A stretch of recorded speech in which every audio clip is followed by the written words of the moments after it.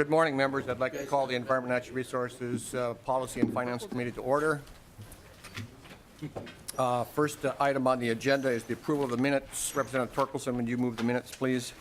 For I March would like to 13th? move the minutes of the last meeting, Mr. Chair. Thank you. Those in favor of the minutes as presented signify by saying aye. Aye. The minutes are approved. First up, Representative Metsa, House File 3089. And would you like to move your bill, or you want me to do it there, Representative Metsa? I can move it, Mr. Very Chair. good. Thank Proceed. you.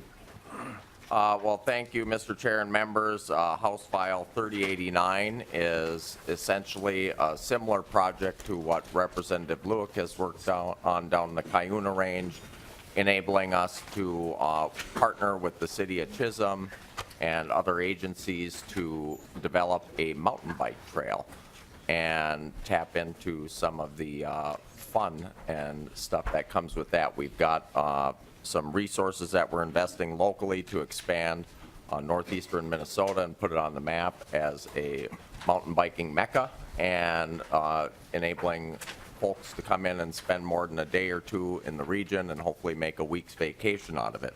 What this language essentially does is allows on mining property, we have mine inspectors, and we want to make sure that it's safe. And so this allows an exemption for that and enables our mine inspectors to work with the organization and community to develop the trail and make sure that we're keeping folks safe while they're in those areas.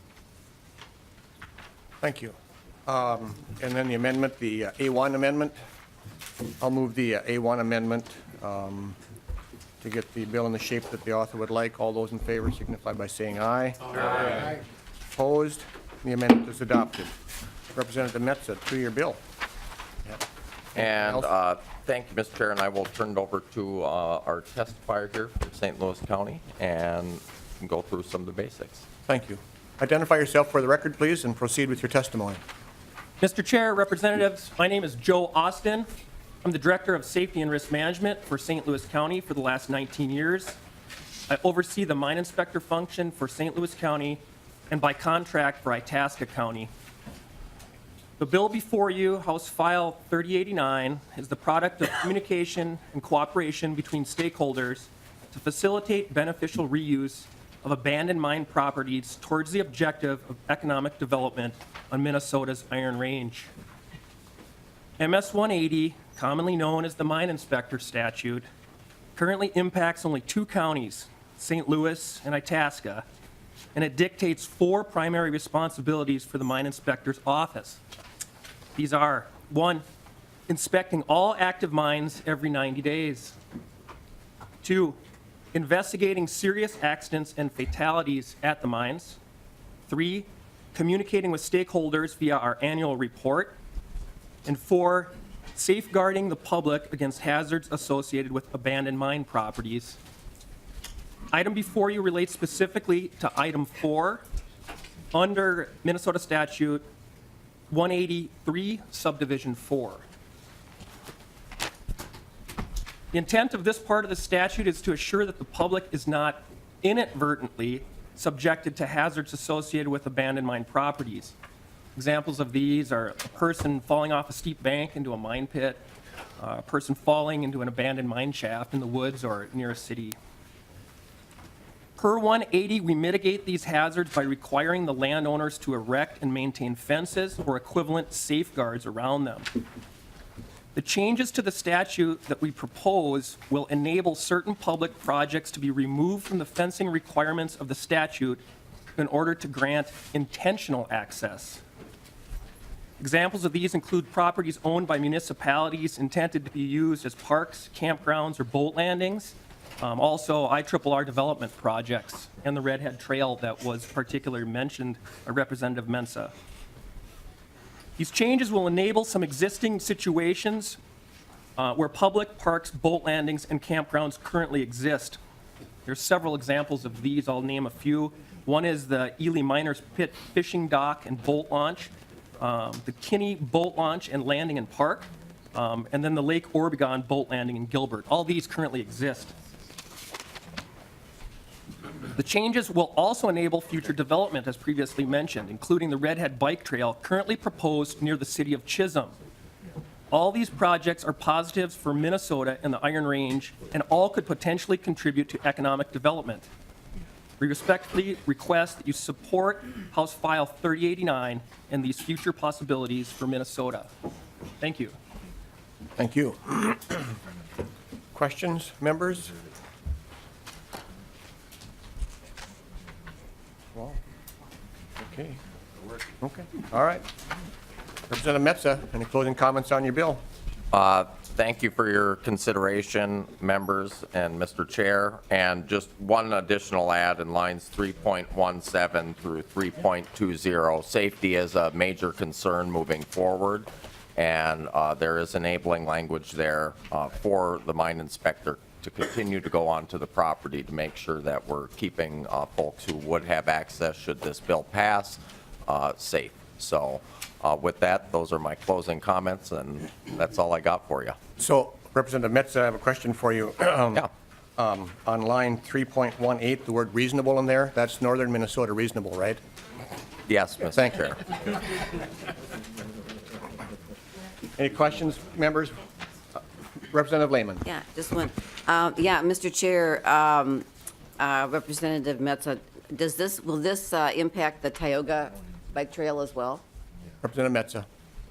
Thank you, Mr. Chair and Representative Lehman. I believe it would enable, in a broad generic way, for the mine inspector to have the authority in Itasca County as well. I'm not for sure on the specifics on that project, but if it did include abandoned mine property, yes, it would Yes. include them. Mr. Austin, you have a comment on that? Mr. Chair, Representatives, I concur with you. Representative Metsa. Okay, thank you. Thank you. Anything else? Okay, then I will renew my, Representative Metsa renews his motion to re-refer House File 3089 to the General Register as amended. All those in favor say aye. Aye. Those opposed? You're on your way, Representative Metsa. Good job. Thank you, Mr. Chair. I Yeah. love unanimous support from this committee. Yeah, Thank you all. thank you. Next up, House File 3095, Representative Dennis Smith. I'll refrain from commenting on what time the committee starts. 8:30.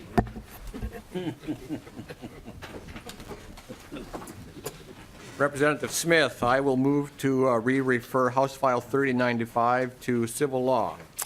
And you also have an amendment. You can proceed as you want there, and I'll help you out with the amendment.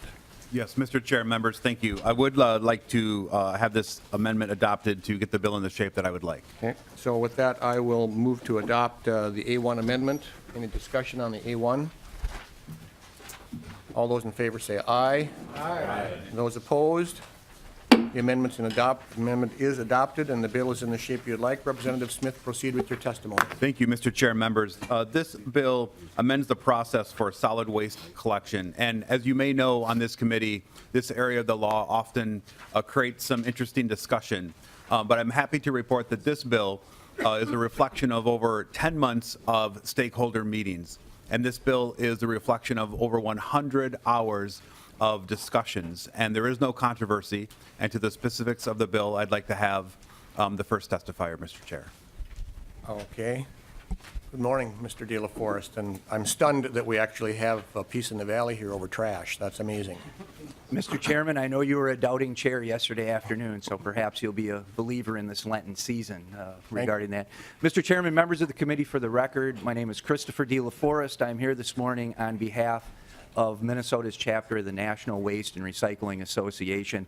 As Representative Smith alluded to, the bill is the product of lots and lots of hours of work done over the interim. Perhaps Mr. Johnson and I decided to see if we could finally get a consensus bill done. But that's what we have. So it makes some changes to the organized collection statute that we believe are a win-win. As some members of the committee will recall, there were some significant amendments to the organized collection statute just a few years ago. So we got together based on our collective experience to ask ourselves how the statute was working and where we might improve it. So the bill you have before you as amended is a reflection of those mutually agreed upon improvements. I'd be happy to run through them and take any questions the committee might have. Mr. Chairman and members, I draw your attention to Section 2, that's 1.13 of the bill. And what that does essentially is it changes the name of what used to be the Organized Collection Options Committee and adds just a couple of brief duties to it. Again, this is a reflection of experience. We've learned that when cities, and it's their prerogative to constitute this committee, when they do so, that committee has a broader mandate and generally undertakes one to look at sort of the whole system of waste management in the city. That can run the gamut from keeping an open market system to examining organized collection. So we believe this is a better reflection of what's actually happening out in the field. Mr. Chairman and members, next I would draw your attention to page 3, line 1 of the bill. And that talks about the period of exclusive negotiation between the currently licensed haulers in a city and the city itself when they decide to engage in negotiations to try and strike an organized collection agreement. And when we made the changes last time, perhaps inartfully, we talked about a 60-day negotiating period. It was never the intent of the cities or the haulers to straitjacket Minnesota cities into a strict 60-day period. It was designed to create collaboration between the haulers and the cities. And as Mr. Johnson verified, there are 853 cities in Minnesota. I had it right. Various sizes, shapes, needs. Some have a few haulers, a lot. It doesn't make sense to straitjacket them into a negotiation period. It's supposed to work for the cities and the haulers, not against them. Mr. Chairman and members, the next significant change you'll find on page 3, line 12. When a city moves from an open system to an organized collection system, obviously a contract is struck, and the current law says that that initial contract period may run from 3 to 7 years based on negotiation. We moved that period to just a straight 7 years. The reason why we did that is because 7 years tracks the capital depreciation schedule for the capital assets of waste haulers. You may not know that today's garbage trucks are not what they were a generation ago. They cost about $330,000 each. That generally requires going out to your bank. And so banks would like to know, especially since our collateral is generally that book of business in a city, that we're going to have that time to depreciate the assets and get that comfort. And certainly that's a benefit to the haulers, and we're glad that the league has agreed to that. The next significant change is found on page 3, line 20. That's parties to meet and confer. Again, based on our experience, Mr. Chairman and members, we found that that exclusive negotiating period is very formalistic. Lawyers get involved. There's a lot of time and effort put into it. And we have discovered that when cities and haulers get together prior to walking down that road to have sort of a conference beforehand to discuss the issues, it can make for smoother negotiations, but also sometimes it causes a city to say, well, wait a minute, we can solve these problems without walking down this road. That can be very contentious. So we found that it's helpful, but sometimes, cities under the advice of their council may say, don't talk to the haulers, we may get into negotiations. We want to make it clear it's okay to informally talk beforehand, invite stakeholders in, invite the public in, have a broader conversation before you decide to narrow things down, because once you get into those exclusive negotiations, for example, the public's frozen out for a period of time. It is what it says it is. It's an exclusive negotiation. Just a couple of more changes, Mr. Chairman, and the next one is page 3, line 27, regarding joint and several liability. Mr. Chairman and members, when haulers in a city get together to negotiate or strike a contract, it makes sense for cities a lot of times to ask the haulers, and you may have a multitude of haulers, right, more than 10, to ask them to get together to form a legal entity to negotiate with the city and do a contract. But we've discovered there have been a couple of instances, they're rare, but they cause us significant emotional stress as haulers, where cities have asked us, just because haulers, which are in competition, of course, to get together and assume joint and several liability for each other's errors and omissions, and clearly we can't do that, and so that's a consensus item. We have agreed that the cities need to have that ability to ask for a separate entity. The cities have agreed that it's okay to prohibit joint and several liability in that respect. Finally, Mr. Chairman and members, the effective date is found on the author's amendment in A1, and that effective date is found on the backside, page 2, line 6 of your A1 amendment, and we have agreed to move the effective date to January 1, 2019, because we truly want this bill to be prospective. There are some cities right now that are exploring organized collection, and we want to make sure they're operating under the current set of rules, and we're not sort of changing the rules midstream for them. So we picked January 1, 2019 as far enough out for everybody to understand kind of the rules have changed. So that, Mr. Chairman, that's the bill, and be happy to take any questions or comments. Thank you. I think we'll have Mr. Johnson come down and testify on behalf of the League of Cities.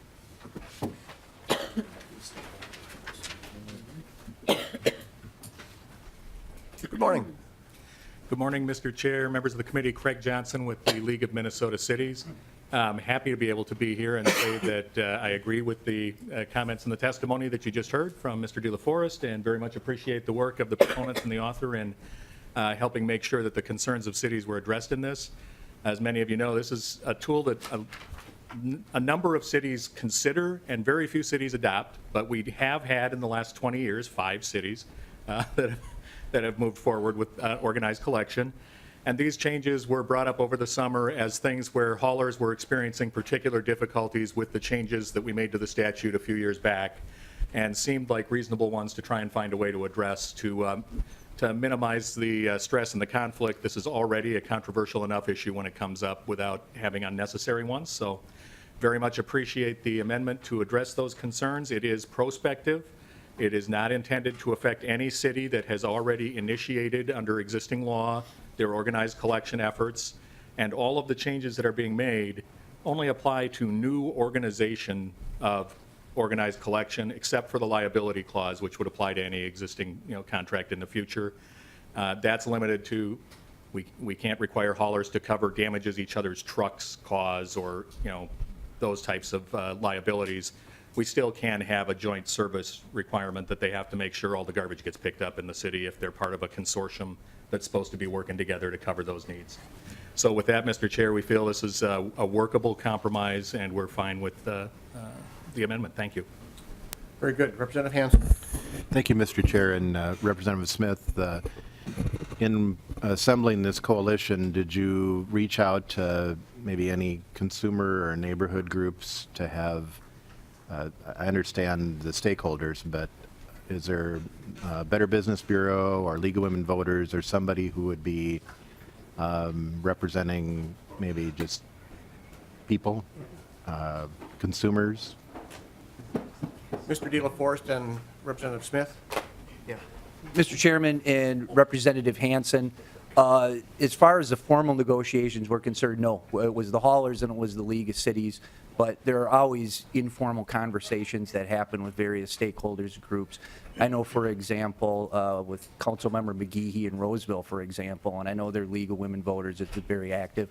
We have regular ongoing conversations about organized collection, et cetera, et cetera. So formally, no, but informally, they're always happening, it seems. Representative Hanson. Thank you, Mr. Chair, and Mr. De La Forest. As you know, the public gets very engaged in these issues, and I just, it sounds like you've assembled a workable compromise here. I'm just, sometimes we move forward and then all of a sudden there's a what if that occurs, and I think there's rare times when there's agreement. I'm just wondering how much support there is from the general public on this, or if they're even aware of it. And Mr. Chairman and Representative Hanson, your point is well taken. I'm not aware of any negative feedback coming from those groups. This is our third committee hearing, and for better or for worse, I'm kind of well known as being kind of the organized collection guy out there in a lot of places, and I have not heard any negative feedback regarding the bill from any of the groups, but always happy to take feedback. As you've said, Representative Hanson, there are a lot of stakeholders for organized collection, a lot, and I think also in reading the bill, we've tried very hard to take into account all those stakeholders, and think we've got a really good compromise that can work for everybody. Representative Hanson. And Mr. Chair and Mr. De La Forest, I think you are well known I think there's value in the committee process and having these discussions. I appreciate that yesterday members of your coalition did approach the minority to talk about this, and so, I think it's a good bill and we'll vote for it.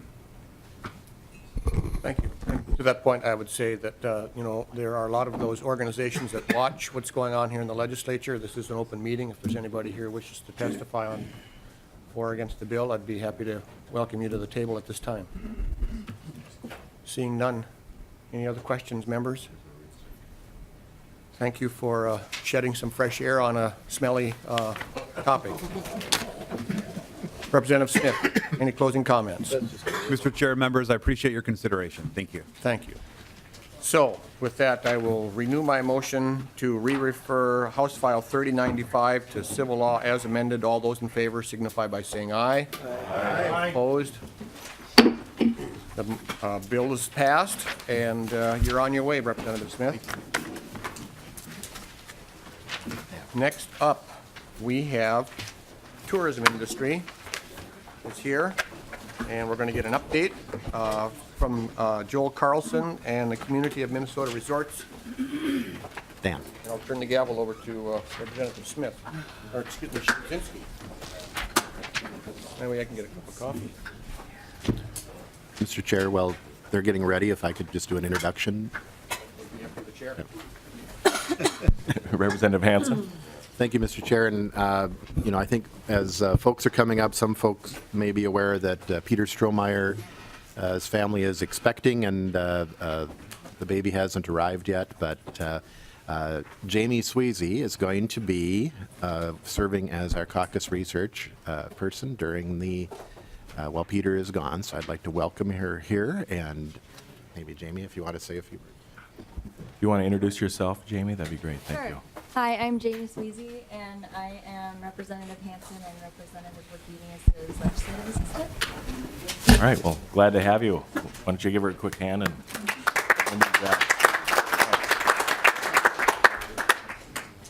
all right, thanks for coming up. Thank you all, everyone, for coming to the Capitol today. I appreciate what you guys do for vacationers across the state. And with that, if you'd introduce yourself for the record, and let's get her going. Thank you. Thank you, Mr. Chairman and members. I'm Joel Carlson. I own a government affairs business in St. Paul, and for at least 2 decades, I've had the pleasure of representing the Community of Minnesota Resorts, the family-owned resort industry in Minnesota. And it is our day on the Hill today, and we always come here with an impactful reminder for you of what resorts mean to Minnesota. And we appreciate everything this committee has done to make resorting viable in Minnesota. With me is Carolyn Arsvold, who is an appointed member of the Explore Minnesota Tourism Council, and you're going to hear from them shortly. And you'll see me or Sarah Pasick or Tony Quillis or Todd Hill, people that represent the tourism industry here. But when people think about tourism in Minnesota, they really think about resorts. They think about that lake experience, and what these businesses do is provide thousands and thousands of memories for families across all of Minnesota, and we're losing our numbers. When I first started working with resorts, we had about 1,200 resorts in Minnesota. We had a peak of about 3,000 in the late 60s. We're down to a little over 800. And once a resort is gone, it really never comes back, and that is the access to our great natural resources that Minnesotans enjoy. So all the efforts that you take, some of our issues, not for this committee, but are on the back of these hand-turned daredevil lures that one of our members spent his winter making for you. Clinton Patty Mueller from Balsam Bay Resort spent his time making those for you, and so that you can have a reminder on your desk of what resorting means to Minnesota. So, Mr. Chairman and members, that's really all we needed to say. The resorters are here. You'll see them around the hallways during the day today, and in addition to them wanting to talk to you, feel free to talk to them. And I know I personally appreciate everything they do to promote tourism in Minnesota. And Carolyn, well, say hello to the committee, but that's what we wanted to tee up for you, Mr. Chairman, as you talk about tourism today. Thank you very much. Sure, I'd like Would you like to, if you'd introduce yourself for the record and make sure you're speaking to the mic closely so we can all hear. Some of us have better and spent more Carolyn time. Arsvold. There we go. My husband Tim and I own Geneva Beach Resort in Alexandria, and we're working on our 23rd year. It's quite an experience being a resort owner. We're proud of the heritage of resorts, and we know that that's what's made Minnesota tourism great, is the resorts that developed up here. They talk about the numbers going down, but we always like to remind people that the resorts that are still in operation are growing. They're amazing people that run it, and we really appreciate the people that come to Minnesota from all over the world to enjoy what we have to offer. So, Awesome. Thank you. Now, is your resort do you have the big red chair kind of along the road there? Yes, we do. Okay. Well, Glad that you recognize I that. do. Well, I just stayed there with our family in your resort maybe 2 weeks ago. So that's great, your big thing. Hey, I'm sorry, Matt. I asked. Representative Metsa.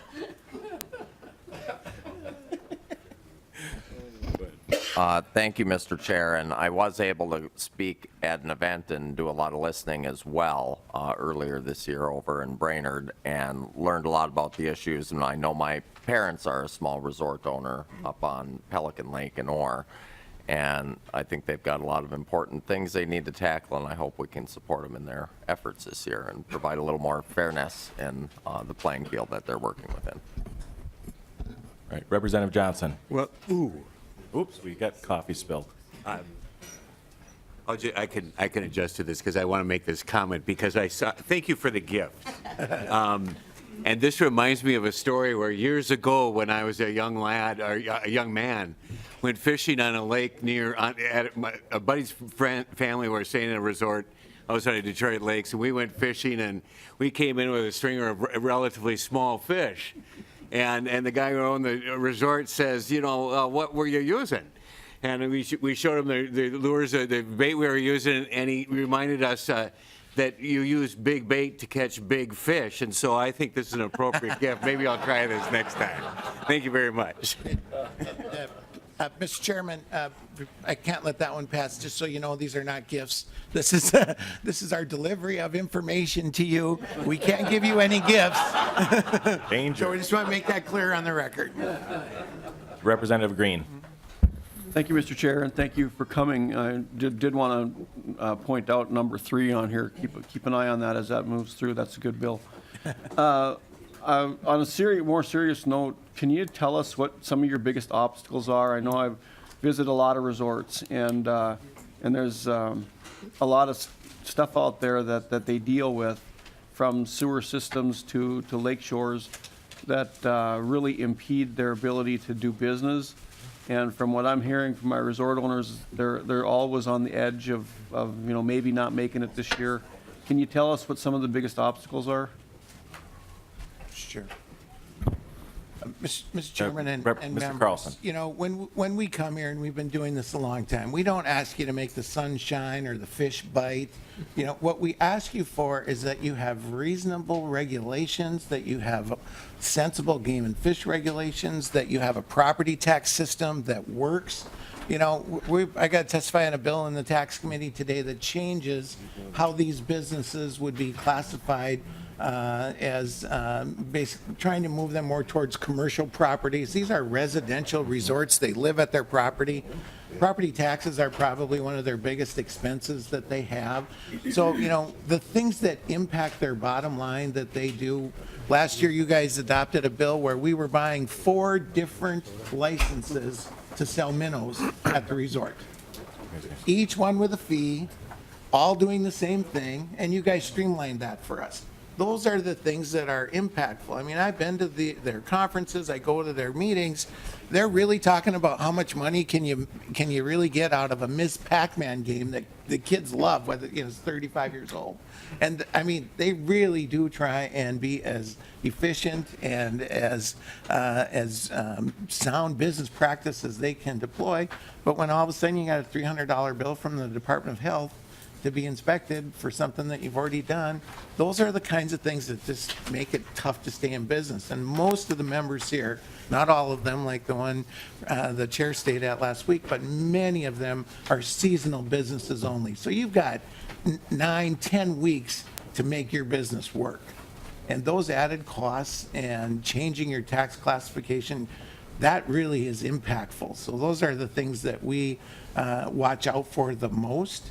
And this committee and you know, resort area legislators that have been waving this flag have just been critical for allowing them to continue to be viable. And we appreciate that very, very much, because when they're gone, they're not coming back. No one's creating a new resort in Minnesota. Representative Green, follow-up? Yeah, thank you, Mr. Chair, and thank you for that. And so, I know that you've stated here, but just to make it really very clear, you're pushing these businesses into commercials. These are mom and pop operations, and they are vital to Minnesota, especially northern Minnesota, where I'm from. So I hope everyone keeps that in mind as we come with the regulations, and hopefully you'll be here to give us instruction on that. Thank you. Representative Becker-Finn. Thank you, Mr. Chair. And just a reminder, maybe not to folks on the committee, since there aren't many suburban folks like me on the committee, but just a reminder to all Minnesotans that really it takes two. It takes the folks from my district visiting the resorts to make the system work. And I know even though I have family up north and didn't need a place to stay, we visited High Banks Resort on Winnie, a month or two ago, and they really are vital to the community. It was a blend of local folks and people visiting from out of town, and really, there are the seasonal resorts, but there really are good ice fishing and good opportunities year round. And then I just wanted to to get to Representative Green's question too, and what you said. I think it's really important that we all work on addressing aquatic invasive species and chronic wasting disease and all those things that indirectly impact our resorts, because if there are no fish to catch and no deer that are safe to eat, then that's going to affect all the businesses in rural Minnesota as well. So just kind of wanted to make that connection for folks, because it does all, it really does matter if we're not taking care of those natural resources too. So thanks for being here today. Representative Fabian. Thank you, Mr. Chair. Mr. Carlson, in the previous bill we had before us, House File 3089, authored by Representative Metsa, and there was a reference to reasonable times of day, and you talked about reasonable regulations. Would you also ascribe to his philosophy that we should define reasonable as in northern Minnesota reasonable? Mr. Carlson. As I always say is the case in this committee, the chairman is right, of course. But to Representative Finn's point and others, I mean, we've been active on the AIS front. Our water quality is critical, and there's less than 1% of the lakeshore in Minnesota is used for commercial purposes, less than 1%. And the value of that water is critical to these businesses being viable. So we've been active on being lake service providers, on checking boats when they get docked at our facilities. So we're very, very cognizant of the huge problems. And just look at the resorts that we work with on Mille Lacs Lake and the problems that we have seen on that lake, driven partly by zebra mussels and water clarity and water temperature and the walleye population. Those businesses are really hurting. And when you have a walleye dominant lake and you can't catch walleyes, or you have the ultimate problem where they close the walleye season on you, like happened August 4th. I'm not blaming anyone for that. I appreciate them managing the lake, but imagine what that does to your business. I worked with businesses that had thousands and thousands of dollars of bookings that were canceled after that date when they closed the fishing season. And you don't make that up. And when they say, gee, well, we'll try a loan program to help you. I got to pay that back someday, right? This is income that you never get back. And that's what we ask you to consider when you're thinking about policies that impact these resorting properties. So. Representative Lehman. Mr. Chair, to the testifiers, I'm going to pick up my, what is this called, instrument of information? Yeah. Vehicle for information? Information delivery system. Okay. And looking at, this is such a great way to deliver your message. I still have your piece from last year sitting in my office, so. But I'm really interested in number 2, supporting expedited installation of broadband internet to rural Minnesota. And I'm just wondering if you could just speak to that and why it's important and how your resort members use the internet in your daily work. Mr. Carlson. Representative Lehman, we are actively meeting with members to support your border-to-border broadband bill while we're here at the Capitol. And it's important not just that people have access for bookings and reservations. It's important because the guests that come to Greater Minnesota expect the amenity to be there. They expect their equipment to work. And, you know, the grants make it possible for a company like Arvig to string that fiber 3.5 miles to only one user at the end of the line. And that's what's critical for us. And so we really do appreciate your efforts, because it isn't just being able to get on the internet and find these resorts, minnesotaresorts.com.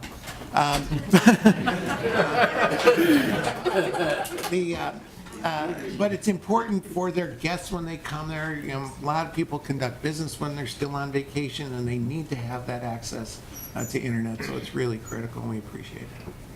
All right. Representative Johnson. Yeah, thank you, Mr. Chair, and thank you for the opportunity to tell my story. It is a really nice memory. And I've often thought that, you know, I've traveled overseas, and I've met people from other countries, and I think they're really seeking, a lot of people from other countries are seeking a genuine American experience. And I've often thought that the family resorts in Minnesota are just perfect for that.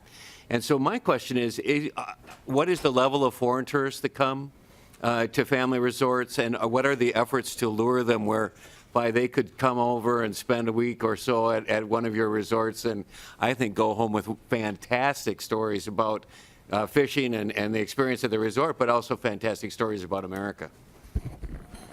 Mr. Chair, Carlson? I'm going to defer to the next witness on your list, the tourism director, John Edmund, who's going to address that question. And we don't want to monopolize. Why don't we just put a pause on that one, and when he comes up, we'll make sure he addresses that. So Representative Heinzman? Are you done? Thank you, Mr. Chair. More of a comment. Just first wanted to thank those of you that have been advocating for your businesses and for your communities for so many years. And in ways, you have to adopt legislators. You have to come to their doors, and they may not understand so many of the things that your families and your businesses face. And you'd like to think that, you know, once you've communicated that message, you can go home and never have to maybe revisit some of those issues. But clearly, there are times when you do. And we're grateful for your effort and work on not just representing yourselves, but like we had discussed earlier, literally the hundreds and hundreds and at times thousands of resorts in the area. And we're listening. We're working on issues like the aquatic invasive species issue that was brought up earlier. We're working on making it easier for you to control some of those species, like even narrow-leaf cattail. That's a bill that's coming up again this year, and sometimes a problem on lakeshore and areas where the native species has been crowded out. Just one small example. And I just wanted to say thank you for that, and appreciate so much those relationships that have been created over the years. Representative Becker. Representative Becker Finn. Sorry about cutting you off. Yeah. No, it's okay, Mr. Chair. Just wanted to point out, missed me on the discussion of Mille Lacs, that I was able to attend the aquatic invasive species research event that they have for legislators, and it's so critical that we address these invasive species issues sooner rather than later, especially with Mille Lacs, where it's the combination of both the zebra mussel and the spiny water flea that is really the uniquely troubling to that particular lake. So just kind of a plug, other members, if you haven't gone to that event at the U of M, we really do have some good research going on here that's really on the forefront of addressing these things before they get to a point where we've got real problems. So thanks. Mr. Carlson? All right. I concur. Sounds good. Stony starwort and everything else Yeah. that we need to worry about that can be even worse than zebra mussels. So. Yes, those are big issues. Representative Metsa. Thank you, Mr. Chair. I just wanted to add a couple things I've learned, J1 visas and how important it is to make sure that we have access to folks who are willing to come in for a whole summer, dedicated workforce. I know in our smaller communities, it can be really tough to compete with the grocery store or other summer businesses or kids who are going to college and not around over the summer and trying to, get in their network. So I wanted to bring that up on the importance of keeping that program in place here in the state. Representative Becker-Finn, I agree. We love it when you come up and spend money in our communities, and it is appreciated. And so I know I can probably speak for everyone in the audience saying they appreciate it as well. They know how important the dollars are. And then to touch on the broadband with what Representative Lehman brought up, I'd really encourage you to work with your local townships on the grants.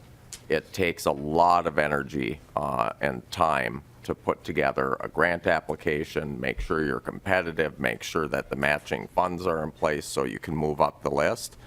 And they're one of the best vessels, especially if you have a few townships surrounding. I worked on one over by Side Lake and Chisholm with 6 townships over there about 4 years ago, and we were successful in getting one of the first grants. So I'd really encourage you all, not over the summer, of course, I know you're busy then, but to work with your townships then, because it is important to have that teamwork and cohesive relationship in working with DEED on getting those grants distributed. Representative Hansen. Thank you, Mr. Chair. And, we've had a 10 to 15-year journey on aquatic invasive species where the legislature may act and then there's a reaction because of inconvenience or the impact on commerce. And so, in 2018, where are we now?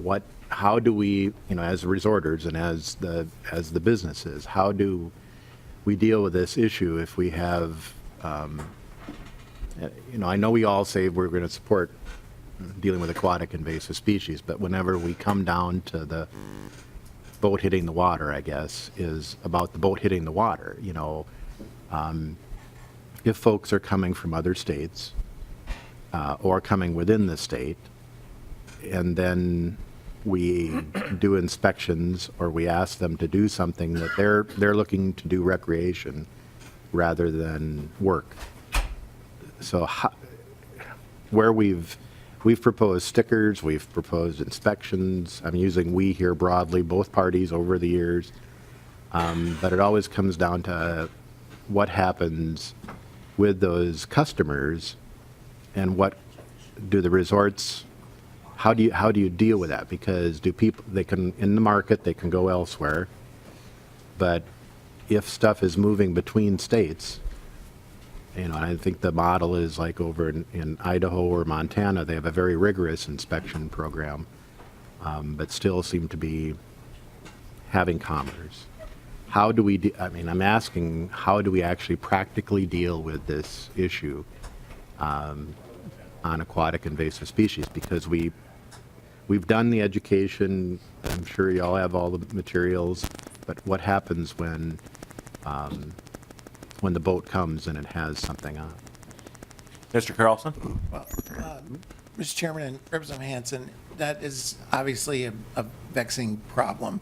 And when we first started talking about invasive species, we could look at your trailer and see milfoil hanging off of it. That's not the issue anymore. It's in the stern of your boat. It's in your bait tanks. It is microscopic. You can't see it. the industry collectively is, I think, working together through boat manufacturers, through best practices, through ramp inspections, to try and get more best practices out into the field, because it's not just seeing a weed hanging on a trailer anymore to prevent the spread of invasive species. And we're committed to being part of that solution. Not every resort has a ramp where their guests put their boats in, but I can assure you that they are educating their guests. They're telling them if they don't have the ramp, what the requirements are, what they need to do. And it does start at home. I think these businesses will tell you, and this is why I think it's important to all of your constituents, at least 80% of their business comes from Minnesotans. And that's an important thing to remember, because that's the access for all of your citizens to have access to the lake. And so we need to do the education at home as well. But things that didn't make sense, I'll give you an example that you guys passed and then figured out this doesn't work. We had a requirement to get a sticker for a boat that was traveling from Wisconsin to North Dakota, never dropping in a lake in Minnesota. And everyone was mad about that. And so we need to be respectful of what the traveling public is doing as well, because you need to have an impact on a Minnesota water body to be subject to the requirements that we have. So we need to be reasonable about it as well. Representative Hansen? Thank you, Mr. Chair. And if I could maybe hear from the resorter just on what, in your day-to-day business, what are you seeing? What are your customers saying, or how much awareness is there? How, from the practical business side of it, what are you hearing and out there? Thank you for the question. I think you should know that the resort community is probably one of your biggest pool of educators that you have. From the start of a reservation, these resort owners are educating the guests that are coming as to what's required, what good practice is. We talk about the boat landings. We personally don't have a boat landing. Many of you do. We talk about the problems of, they're hidden in there, and you just have to be so diligent. But the customers that are coming in our area of the state in central Minnesota seem to be very educated. We have many boat landings where there's people checking their boats. They seem to be respectful about that. Many good conversations happen at those boat landings about the problem and things that you can do to help them. So for the most part, what we see is people are aware of the problem, they're respectful of the problem, they want to do what they can to help, just because of the love of the lakes and the value of the lakes. So I think we've gone a long ways in educating and making improvements. That's not to say the problem still isn't there. All right. Thank you, Ms. Arsvold. Anybody else? All right. Well, thank you very much. Share members for all your time. You bet. Appreciate it very much. All right. Thank you. Great job, Ms. Arsvold. All right. With that, Mr. Erdman, would you want to come down and bring your crew? Ms. Pesek?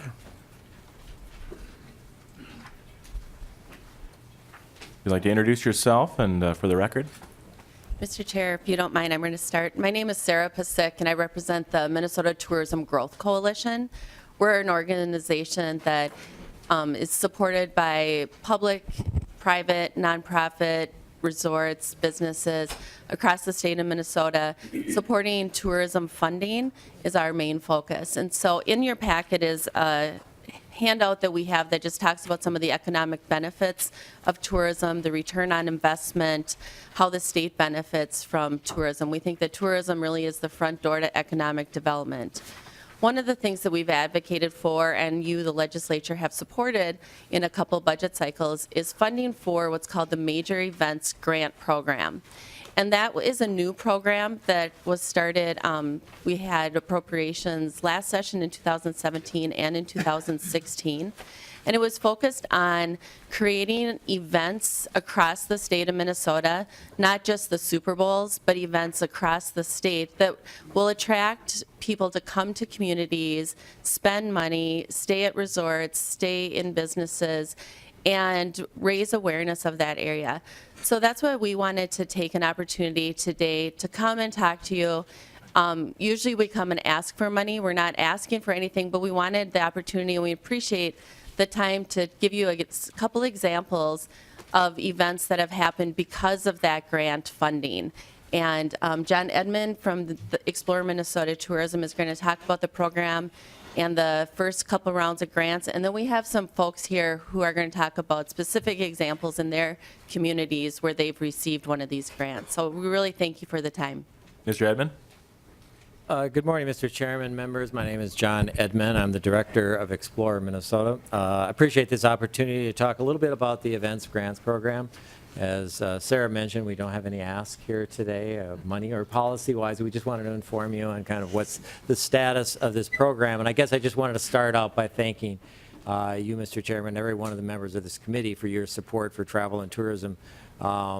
It's a $15 billion industry, 265,000 people all throughout the state, large businesses and small, and we really appreciate your support. All right, so the Events Grants Program was a new grants program that was started out in fiscal year 2017 as a pilot program to support the acquisition of new events to the state of Minnesota. There was, in the first go-around, $673,000 that was available. Then in the next fiscal year, there was an additional $900,000 that was included in our budget specifically for events. And this also is actually, I should point out, this was a program that came from the industry because there were so many people throughout the state that wanted help in bringing in new events, but they just needed something to get them over the line, and that's why this program was created.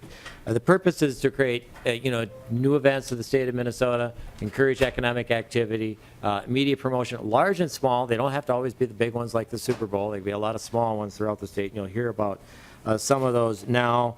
Eligible organizations are nonprofits, chambers, organizations, colleges, facilities. These are for like exhibitions, festivals, competitions. The grantee has to come up with 2/3 of the cost of the operation. We provide up to a third of that, and it gets for new events that haven't been to the state before. So the idea is to bring new events, new economic activity and promotion for the state. Organizations can receive bids up to money for bids up to $24,000, as well as money for operations from anywhere from $5,000 to $200,000. These grants come to Explore Minnesota. I think you have a copy of the guidelines in your packets. They're reviewed internally. We do have funds reserved for Greater Minnesota, and there is monitoring and reporting. The spreadsheets that you have in front of you shows you basically where the dollars have gone.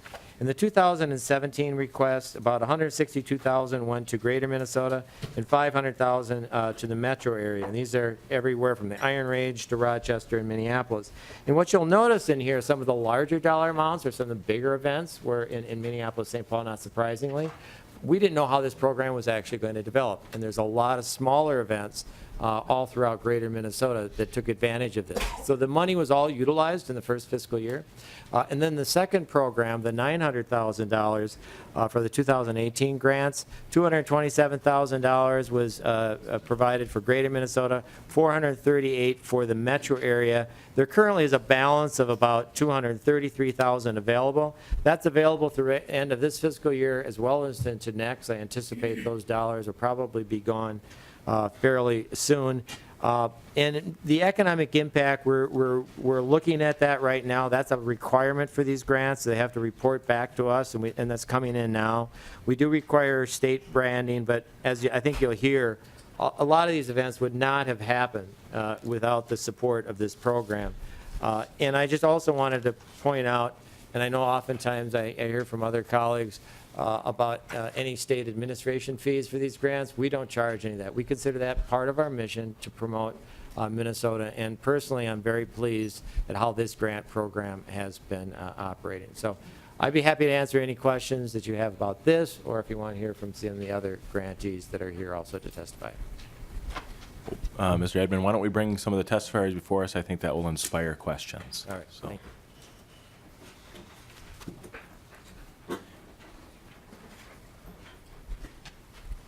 If you'd like to introduce yourself to the committee, make sure you speak into the microphone we enjoy the shooting sports occasionally, so we have some poor hearing in that. Good morning, Mr. Chair and members. My name is Nick Leonard. I'm the Director of Economic Development for Otter Tail County. I also happen to be a resort owner. My family owns and operates a family resort, much like the folks that just spoke to you. And so I'll be perfectly honest, I'm much better at mowing lawn, making beds, and taking hooks out of kids than I am testifying in front of a committee such as yours, but I'll do my best. I want to start by saying, wearing those two hats, I want to thank you for your support, Mr. Chair and members, and thank your colleagues for your support of the event grant funding. There's counties such as ours, rural outstate communities that simply wouldn't have the opportunity to develop events and initiatives such as this without this event grant. And so I just want to thank you for your support. And there's some really unique and interesting things happening statewide, certainly in the metro, but also in outstate, that you'll hear a little bit about. I want to tell you specifically about what happened in Otter Tail County as a result of this event program. In 2017, a group of business owners, elected officials, other stakeholders came to me and said, hey, we have an idea for an event. And as you probably know, events are a ton of work. They require a ton of volunteers. They're often expensive, and never in the first year are they profitable. And so I said, let's hear about the event. And so they started telling me about their vision for the world's largest Super Bowl party on ice. And they talked about how they were going to have bands, and they were going to have outdoor recreation, and they were going to have a snowmobile ride, and they were going to have hockey, and they were going to have all of this things that are culturally unique and exciting about what it means to be in Minnesota, and specifically in Otter Tail County. And I said to them, you guys understand that Bold North, this is just a marketing campaign for the Super Bowl. We don't have to prove it. And they said, well, we want to prove it. And so we set out to apply for the grant program. We received thousands and thousands of dollars through our private sector businesses, and we proceeded to have what was called the world's largest Super Bowl party on ice. It was picked up by significant national publications such as Sports Illustrated, recognized as one of the top 10 Super Bowl parties of 2018. We got recognition from across the country, California to New York, which, to be perfectly frank, doesn't happen in a place like Otter Tail County that often. And so it was a great opportunity for us to promote our area, our region, and it was a great celebration of what it means to be a Minnesotan. We had people from all over the state, from all over the region, and actually we had international people who did their polar plunge for the very first time here in Minnesota. But that's just one of the reasons that we do this event. The other reason is for the economic reasons. You talk to these resort owners, you talk to business owners in Otter Tail County, they don't, to be perfectly frank, they don't want more summer events. They need events this time of year when we can bring people into their communities when they're not already busting at the seams. So that economic infusion in a time when they really need it. And then third, to be perfectly honest, another reason that we do this is because we're trying to put our communities on the map. We have one of the lowest unemployment rates in the state. We need workers. But more importantly, we need citizens. And so we believe that when we get people to our communities, when they see how nice it is to live there, the opportunities that we have for them, this is an opportunity for us to recruit families, workers, kids in our schools. And so, again, just three of the reasons that this was an important event for us. Again, thank you for your support. Thank you for the opportunity for communities such as ours in outstate Minnesota to develop initiatives. And last, I guess I just want to, I have every confidence that this will be a reoccurring event in Otter Tail County because of this event, and I want to invite all of you next year to attend Otter Tail County's OTC on Ice, the world's largest Super Bowl party on ice. Thank you, Mr. Leonard. Just a quick question, and this could maybe go to Mr. Erdman too, but just really that ripple effect. I think of, I'm just looking at your grant amount was for $33,000, and it'd be interesting if you could do a calculation on that. The national media that you received. And, if you kind of did a calculation on what the true value of that was, you look at an investment of $33,000 by the state, obviously by the volunteers in the community that did it, but, what that meant from a countrywide exposure, what the value of that would have been. It would be interesting there's a calculation out there, if we could, kind of figure that number out. Mr. Leonard. Thank you, Mr. Chair. Members, I will, I know the Explore Minnesota is working on that with the Super Bowl committee right now to talk about what the overall state value was. I certainly think that we can put some numbers to that, and Mr. Edmond and his colleagues can get you that information. Sounds good. Thank you very much. If you'd like to introduce yourself for the committee. And Yes, Tim Zunker with the Shakopee Chamber Visitors Bureau. Mr. Chair, members, thank you for the opportunity to speak. We're a small organization, 5 total employees for our organization, and sorry, can you hear me? We're a small organization, 5 employees total for our organization. We are the Chamber and Convention and Visitors Bureau for the city of Shakopee and the surrounding area. Of course, we do have Valley Fair, Minnesota Renaissance Festival, and Canterbury Park, so we do have a good amount of summer travel. One of the things that we do miss out on, though, is people coming to our area and looking at things outside of those attractions, looking at our beautiful downtown area. We have a wide area of parks and trails and different things like that. So we talked about what would we be able to do to bring some people to our downtown, to get them to go past Valley Fair, to get them to go past Canterbury Park on a Wednesday evening during the summer. So we created a concert series for the city of Shakopee that we held, an outdoor concert series in the downtown area. Because of our small staff, because of our limited budget, because of the small organization that we are, we were able to utilize the grant program with Explore Minnesota Tourism in the state of Minnesota to help get this event off the ground, to help us utilize other dollars from sponsorship and different things like that to move forward with marketing purposes, bringing bigger acts and bringing more people to the area, more vendors and stuff. It was a 5-week concert series that we ran mid-July through early August. We estimated best nights, 1,500 people to attend this series in our downtown area. Our worst evening was 2,500 people. Our best evening was 6,000 people.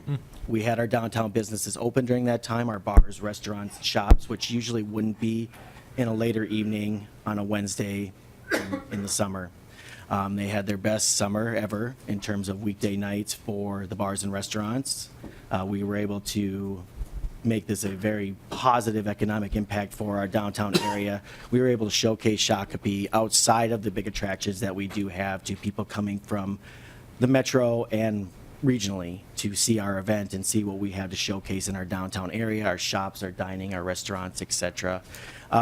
Because of the success of this event, we are actually going to expand it next year, or this upcoming summer, to another week. We are going to, because of the success also, we are able to book bigger events. We are hopefully going to draw more people to the event and showcase what we have to offer even more. Thank you. All right, thank you very much. Any questions for the testifier? Mr. Ron. Chairman, members of the group, thank you for having us. Introduce yourself for the record. And Darren Rahm, I'm the director for the Marshall Convention and Visitors Bureau. This grant program, what it really does in a nutshell is it keeps people moving. And I thank you for your involvement in this. This grant program has provided the gap funding that we needed to start an annual event. And while we didn't need a large portion of it, the criteria was set up so small communities like Marshall could take advantage of this grant program. Is it possible that we could have gotten by without it? I say no, because this grant program has provided us the excitement to step out onto that limb and try a new event.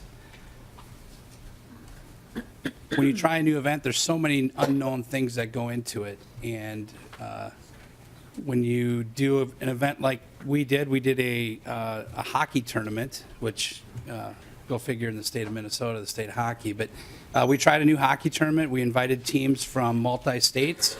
We had teams show up from Fargo. We had teams from northern Minnesota. We had metro teams come out. So it really provided an economic impact to our community that we valued in the range of $300,000 to $400,000 for our weekend.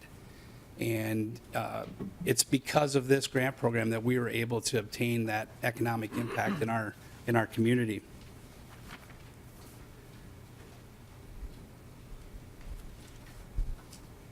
The exposure for our event has led to other people in the hockey industry coming to Marshall and wanting to do additional events after seeing our Red Baron Arena and Expo, which coincidentally was a part of the bonding project a few years ago.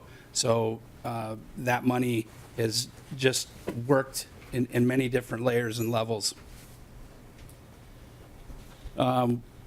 We've also had parents, since being in our community, have inquired about Southwest Minnesota State University.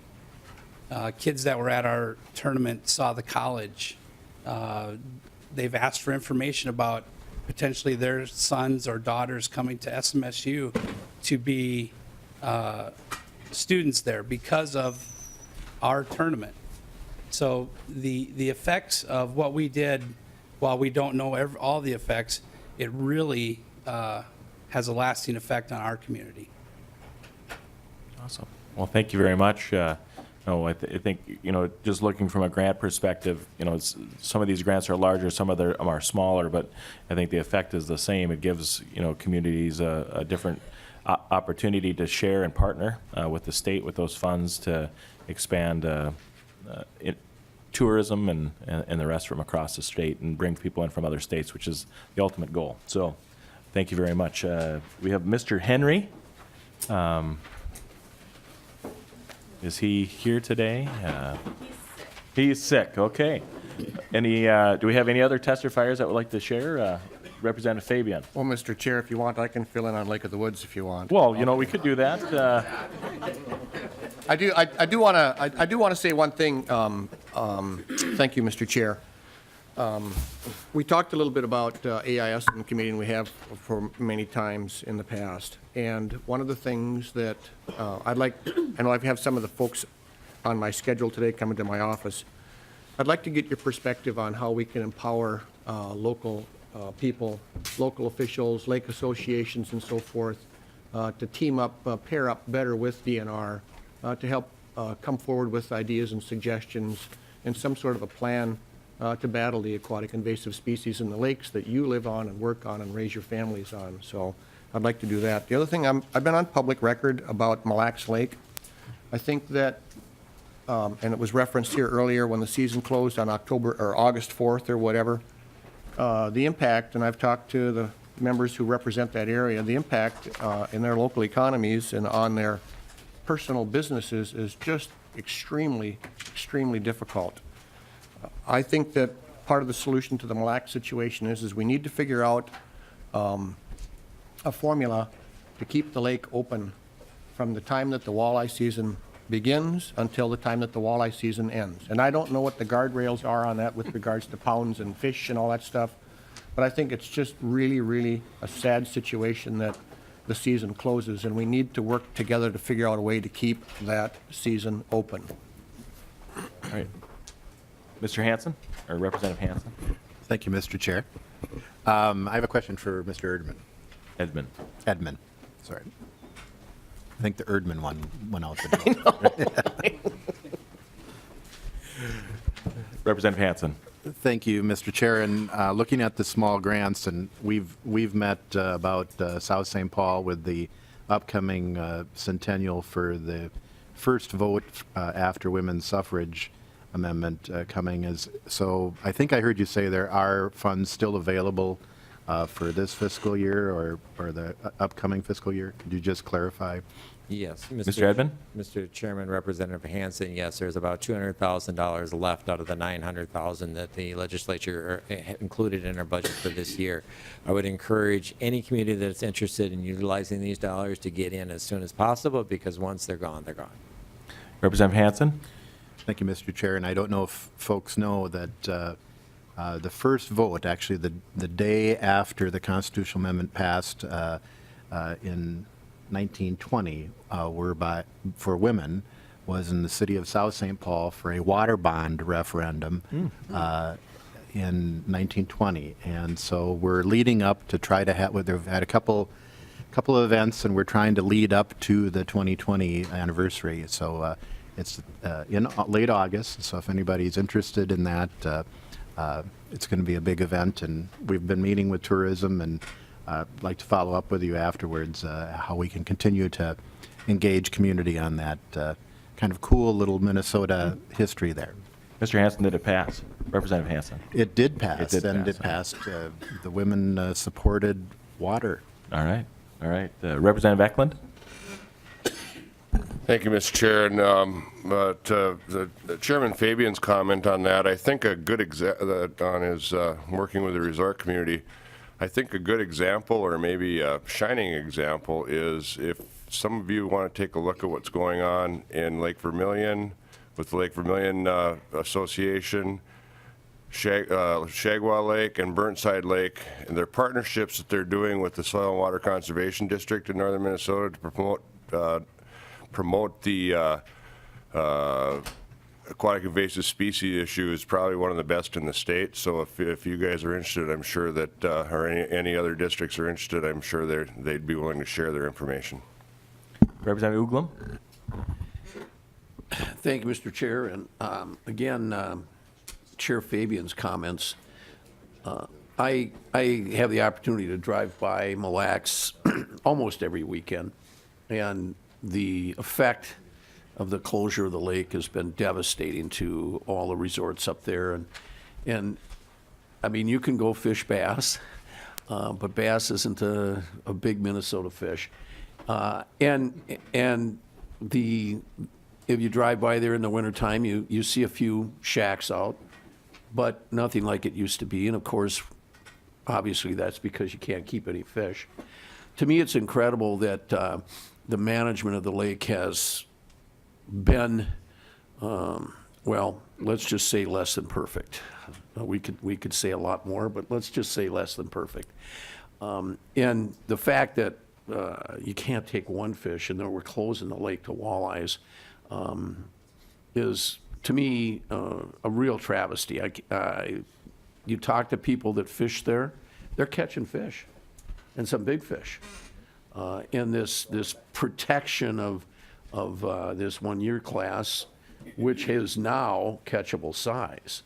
All the research and all the things that have been done, I think have been mismanaged to the point where small businesses, small resorts, ma and pas are going out of business, struggling, trying to do the best they possibly can. But the Mille Lacs situation has been mismanaged for many years, and there's no end in sight. And I think it's incumbent on this committee to take a look at that, and whether we turn around and specifically do some grants for that area, or whether we take a look at what's really going on with the DNR. I think we should be doing that because there's many, many people that are affected. So I support what Chair Fabian said. Thank you. Thank you, Representative Uglum. Representative Clark? Thank you, Mr. Chairman. I wonder if Mr. Edmund would come back, or maybe Mr. Carlson, or maybe both. I wanted to ask a question, a little different direction than this. It has to do with inner city tourism. And I'm just looking at the, the expenditures here and the events and so on, and I didn't see any that actually reflects an inner city opportunity. And I'm wondering if that's something that you're ever doing or open to or pay attention to. And Mr. Chairman, I could provide just a couple of examples of numerous events and, incredible opportunities for tourism in a way that's different than what we've been talking about the rest of the day mostly. But let you just start with that, and then maybe I can point out a couple things. Mr. Edmund? Sure. Mr. Chair, Representative Clark, we've had a couple of interests from some certain inner city type groups that have come forward, but they haven't put together the applications. But we, from the state, we encourage that. We encourage those unique events in greater Minnesota, in the metro area, the big events, the small events. That's kind of the beauty of this program. It's available to anyone, but I think probably one of the challenges sometimes is just the match requirement. This is not just a state-funded program. There has to be the private sector match. And some of these smaller programs may have had some challenges doing it. But we are, Mr. Chair, Representative, very open to those types of things. Representative Clark. What is the match requirement? It's about a third. We basically 2/3. We provide a third of the cost for the operation. The grant from up to $200,000, but it has to be matched 2/3 by the private sector. Representative Clark? Okay, thank you, Mr. Chairman, because there's, just in my own district, for example, I have a couple of really significant ethnic events that happen, and people do come from various parts of the state. But I learned a number of years ago, maybe 20-some years ago, that sometimes people who come like to the convention center from out of town, they're really interested in, if encouraged, they're very interested in exploring some of the parts of the city that have to do with, they get different kinds of restaurants, different kinds of community events. For example, just along Franklin Avenue in my area, you can see, people can go to, one of the largest urban American Indian centers and participate in some of the events that go on there. There's the only Norwegian church service opportunity, I think, in the whole country, right on the same avenue. Swedish Institute, and so on, and now incredible East African and Latino events that are constantly happening just in that area. So I'm just knowing that sometimes when people come down to our to our events, our civic center, they don't get out of downtown. They don't get out into the neighborhood. And a number of years ago, we tried to arrange some busing to try to make that happen. It didn't really actually become sustainable. But I'm just thinking if those are the kind of things that could be eligible, I'm sure there would be an interest in it. And I just hadn't thought about this for a while, so I'm glad to hear that you might be interested. And I don't know, Mr. Carlson, if you have anything to suggest. Mr. Carlson? Mr. Chairman and Representative Clark, as Director Edmond said, this grant program was really an industry-driven initiative, and Sarah Pasick and I and a number of people on the Public Policy Committee at EMT pushed this forward because we really want to get at these small events where a little bit of money really makes a difference. And we didn't, the way the program is structured, it is really, I don't want to say targeted to, but it is very complementary to these small events, and whether it's a small art festival, Mr. Chairman, or something else that we can do. I think our biggest issue that we struggle with in the grant program is outreach, to let people know that it's available, how it can be used, because I know EMT is very focused on making sure those small events are every bit as important as the Super Bowl, and they really are to local communities. And that committee is focused on doing as many events as they possibly can, and not just the big ones. They really want to focus on that. So we appreciate that question. Thank you, Mr. Chairman. You want to add to that? Mr. Chairman, Representative Clark, I would be happy to work with you in any small community that is interested in that. We can sit down with the community organizers to see if we can make that grant happen. Great. Representative Clark. Thank you, Mr. Chairman, and I think the committee for hearing this. It's actually stimulated my memory of some things I should work on and help bring back to my community. Thank you. Representative Lewick. Thank you, Mr. Chair. A lot of comments by a lot of folks on Mille Lacs Lake. I live right next to Mille Lacs Lake, certainly in my district. A couple things. First of all, I'm going to start these comments with that area is one of the best recreational areas in the state of Minnesota, with or without the walleye. So I want to get that out there first. We hear a lot of doom and gloom. But believe me, Mille Lacs Lake is open for all types of recreation. With respect to what it costs when we have a management system that is, frankly, I'll use the word dysfunctional. Citizens are not allowed to even see what's going on with the people that are making decisions because they're locked out of important meetings. They're not even allowed to observe them. Over the past couple of years, we put $4 million into loans and grants directly to aid the businesses there to keep them going till we get this management issue with the walleye fishery really under control.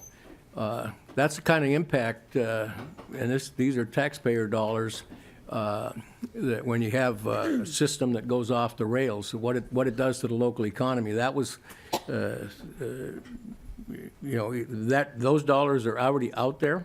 I know Mr. Edmond remembers, I think we punched a couple of $300,000 pushes through to make sure that we absolutely got the message out there that while we may have an issue with walleyes on the lake right now, there are a million other things you can do on the lake.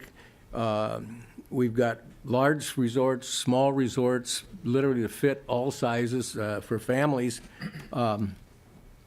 You know, we've all of a sudden discovered we got a world fishery for bass. We've always had a world fishery for muskies, although we need to make sure we be honest about it. Invasive species. Muskies were never native to Mille Lacs Lake. Those were put in for better, for worse. But we got some of the biggest in that lake. We've also got attractions that nobody else has. We've got an Indian museum on the lake. We've got the Grand Casino on the lake. Next door, we've got the state rec area over at Crosby Ironton, Cuyuna State Rec area with world-class mountain bike opportunities there. We're trying our best to diversify that economy. So you'll see a small bill over in bonding that is trying to jumpstart some ATV trails that exist kind of haphazardly on the east side of the lake and a huge amount of state and tax forfeited, county tax forfeited land. But again, you know, the point was made, there are some extremely complicated management issues, and they haven't been around for a couple years. They've been around as long as I've represented that part of the state, and when I say that, I'm speaking of my time as a county commissioner when, I mean, I quit counting after 100 different citizen meetings with the DNR over what in the world are you doing to us in our local economy. I say there's things beyond even the state boundaries that play into this, because Mille Lacs Lake is a treasure to a lot of folks in Wisconsin also, and by treaty rights they do have access to that lake. But again, I want to make sure everybody understands, first and foremost, despite the problems there that we hear about in the news, that is still absolutely one of the premier recreational areas in the state of Minnesota, and it will continue to be.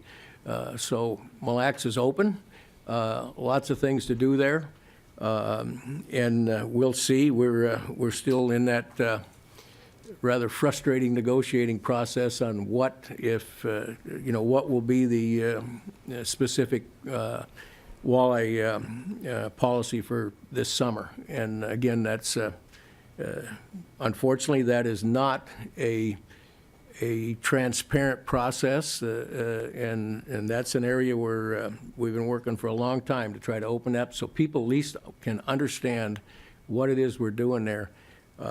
Comment about zebra mussels. Well, many years ago, we did some core sampling out in the lake that go back hundreds of years and showed that the lake started to clear up about 1946, because that's the point when we started to see a lot of the small agriculture operations that were literally on the lake. They were pushed off by lake homes, and that did change the amount of phosphorus that went in the lake. And we can see that in those core samples that were taken.